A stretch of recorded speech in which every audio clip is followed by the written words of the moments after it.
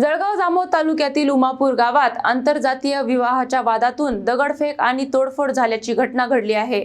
जवळपास 100 जणांच्या जमावामुळे गावात तणाव निर्माण झाला असून पोलिसांनी बंदोबस्त वाढवला आहे।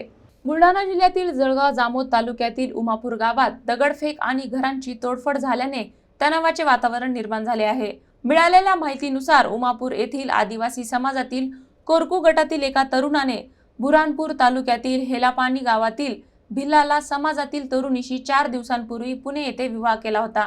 या विवाहावरून दोन्ही गटांमध्ये वाद निर्माण झाला। हेलापानी येथील मुलीकडील गटातील जवळपास 100 जणांचा जमाव उमापूर गावात झाला।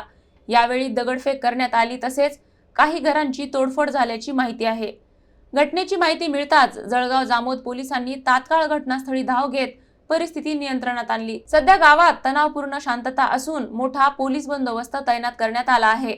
विशेष म्हणजे होळी निमित्त गावात मोगऱ्या बाजार असल्याने मोठ्या संख्येने आदिवासी बांधव उपस्थित होते। दगडफेकीत काही जण जखमी झाल्याची प्राथमिक माहिती समोर आली आहे। पुढील तपास सुरू आहे।